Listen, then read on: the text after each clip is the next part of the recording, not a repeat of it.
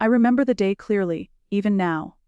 The lawyer's office smelled faintly of old leather and polished wood. But I barely noticed. My focus was on the envelope in front of me, heavy in its weight, heavy with finality. When my parents called me into their study that morning, I thought it would be a routine meeting, maybe a casual discussion about family matters. I was wrong. The lawyer cleared his throat, papers rustling in the background. "I'll read the will as written," he said, voice steady, unbothered. My parents didn't flinch, didn't look at me. Their eyes, usually warm with pride, or at least expectation, were flat, calculating, detached. When my name came up, it was brief. Almost like an afterthought. "Nothing allocated." The lawyer said. "Everything, every property, every bank account, every investment, handed over to Daniel, your cousin. The one they always favored." I didn't gasp. I didn't cry. I didn't even blink. I just sat there, absorbing the words like cold water poured over my head. For years, I had been the one who quietly supported this family. I had helped pay for renovations, lent money to keep businesses afloat, covered bills they never asked Daniel to help with. Every sacrifice, every ounce of patience, had gone unnoticed. I left the office without a word. Driving home, I replayed every memory where I had been overlooked, every birthday, every holiday, every achievement that had been acknowledged with a polite nod for me, and a standing ovation for Daniel. They called him their pride, their joy, their real son. And me. I was invisible, the shadow they leaned on when convenience demanded. That night, I logged into my accounts. Line after line of payments stared back at me. Mortgages, utilities, medical bills, school fees I had quietly covered. For decades, I had been the invisible lifeline keeping their lives intact. And now, without me, they were exposed. A text arrived first thing the next morning. "Transfer the mortgage payment today." No greeting. No question. Just expectation. My thumb hovered over the keyboard. I could reply. I could send money. But the thought of Daniel grinning in the background, basking in the title of their favorite, made my fingers hesitate.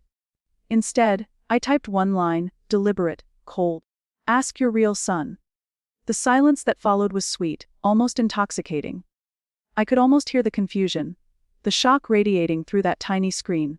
For years they had underestimated me. Now, the tables had turned. Days passed. Calls followed. My mother's voice was sharp, panicked. "Don't be childish! We raised you! You owe us!" She spat into the phone. I almost laughed, quietly, in that way people do when a long game finally begins to tilt in their favor. "Raised me," I whispered to myself. "They raised Daniel." I didn't answer immediately. I just sat back, letting their words hang in the air, echoing around the empty apartment I rented, the place I had made my own after years of serving theirs. Every accusation was fuel. Every plea only confirmed that the power had shifted. Revenge, I realized, wasn't fire, it wasn't loud or obvious, it was ice. Silent, calculated, precise. And this was just the beginning. 6 weeks passed. 6 long weeks in which I did nothing but watch. Every Friday, I checked public records, court filings, and bank notifications. Slowly, deliberately, I observed the cracks appearing in their so-called perfect life. The mortgage, which I had quietly maintained for them for years, was now in default. Utilities followed. Lines of bills piled up, unanswered, ignored, untouched. Daniel never intervened, of course. He had never been built for responsibility, never raised to sacrifice. Their golden boy was always flashy, always favored, but never dependable. And now, in this small but crucial way, his inability to step in became painfully obvious. Texts continued to arrive, desperate, pleading, sometimes panicked. "We're being harassed by creditors. Please, just this once." My thumb hovered over the screen, savoring the tension, letting anticipation build. When I finally typed my reply, it was short, minimal, cold. "You should call your hair." I didn't block their calls. I let every voicemail sit, like chapters in a story I had authored. "You ungrateful child. After all we did for you. Do you want us homeless?" The words would have made a lesser person tremble. Not me. Every accusation, every frantic plea, reinforced the truth I had long known: the power had shifted. I remembered all the moments I had been the invisible supporter. Quietly covering the bills Daniel ignored. Silently enduring the slight, the comparison, the constant preference for him. I could have screamed, confronted, begged, or bargained. But I had learned something crucial: patience is more lethal than rage, and timing is the true weapon of revenge. One gray Thursday morning, another text arrived. This one was different. Tentative, cautious. We shouldn't have done the will this way. We'll speak to the lawyer, please just send some money. The tone, once commanding, was now pleading, weak. I sipped my coffee slowly, watching the steam curl like smoke from a battlefield. I typed my reply with deliberate care, each word calculated, each pause intentional. You made your choice. Now live with your son, or die with him. Hours later, Daniel called. His voice was cracking, desperate. Why aren't you helping them? You know I don't have the money? For the first time, I let a small flicker of anger surface. Not loud, not explosive, just steady and lethal. They called you their pride, their hair, their everything, I said, calm, controlled. They gave you the inheritance, time to earn it.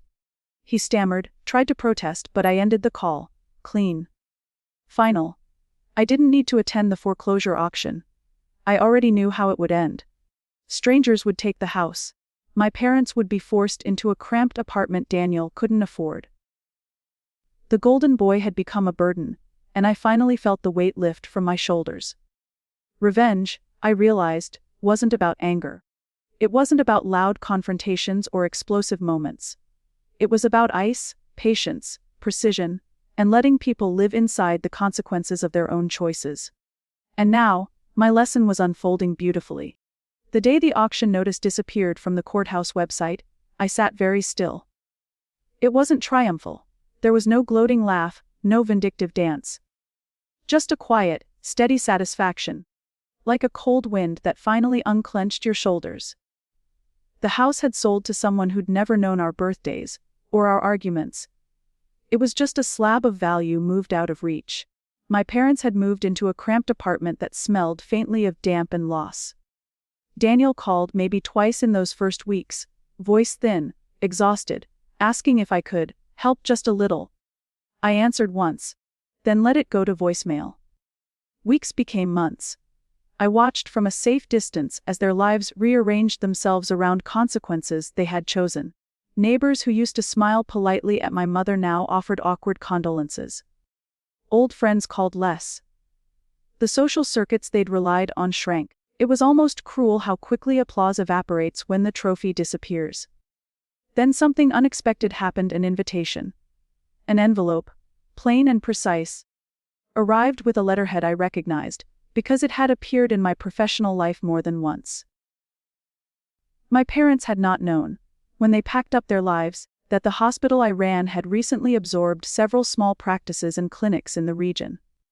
It was quiet work, meetings, spreadsheets, accreditation visits. The kind of growth no one outside health administration notices, until it's undeniable. The letter asked if I would come down to talk about transferring some records, settling outstanding patient accounts, and helping them navigate referrals.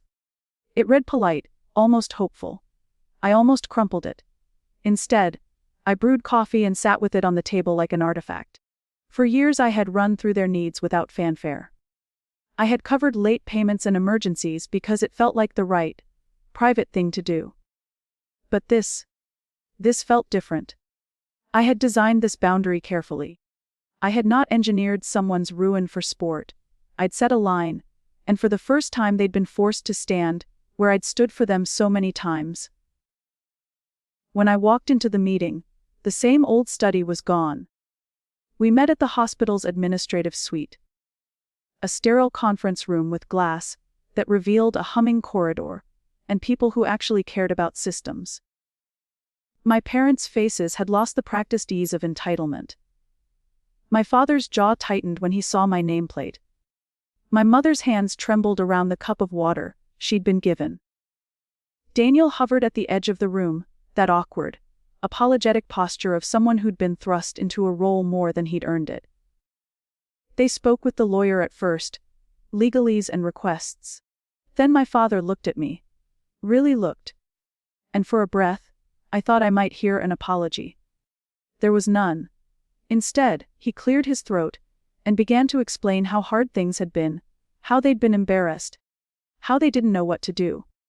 Each sentence was a bridge they expected me to cross. I listened. I asked one question. Do you understand why you're here? It wasn't accusatory, it was clinical, like a test that needed a clear answer. My mother's eyes filled, and for a moment she opened her mouth. The words that came were apologies, half-formed and fragile. My father attempted something like regret. But it felt rehearsed. What I said next surprised even me. I told them I would help with the patient transfers and ensure continuity of care, that the patients would not suffer because of family mistakes. I explained the logic and logistics because that was part of my job, something we both knew better than emotional theater. I would sign the necessary forms, coordinate staff, and make sure no one's insurance claim fell through the cracks. But then I laid out the condition, simple and immovable: any discussion of legacy, inheritance, or family business would be a separate conversation, and not one I intended to open. If they wanted anything beyond professional assistance, they must come without expectation of entitlement. They would have to ask with humility and accept whatever answer I chose. The room was quiet long enough for the fluorescent lights to hum. Daniel shifted, his face slack with stunned realization. Here was accountability, not drama. Here was a line that would not bend. That afternoon, when I signed the transfer forms, my mother reached out and touched my hand. It was a small, human instinct to bridge a distance. I did not pull away. I allowed the contact and kept my eyes level. There was no cinematic reconciliation. No tears and confession from years past. Instead, there was a negotiation of boundaries, the only kind that would sustainably change anything.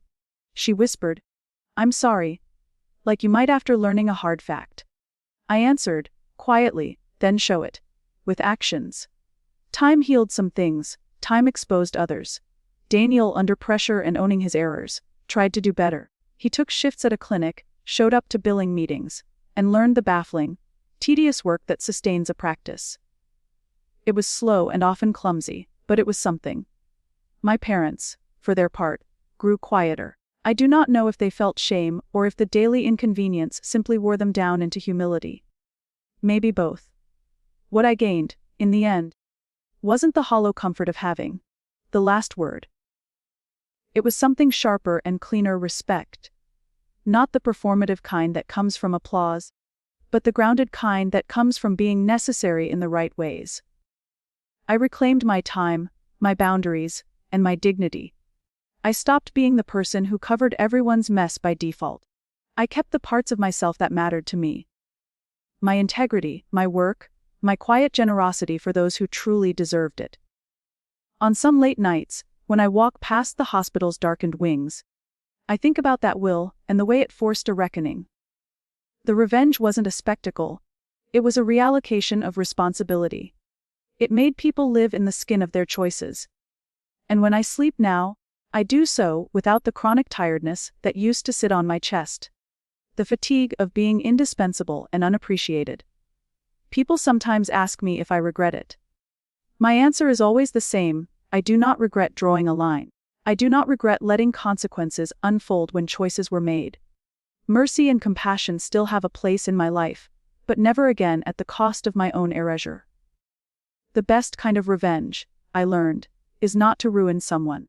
It is to remake yourself in a way they cannot dismiss.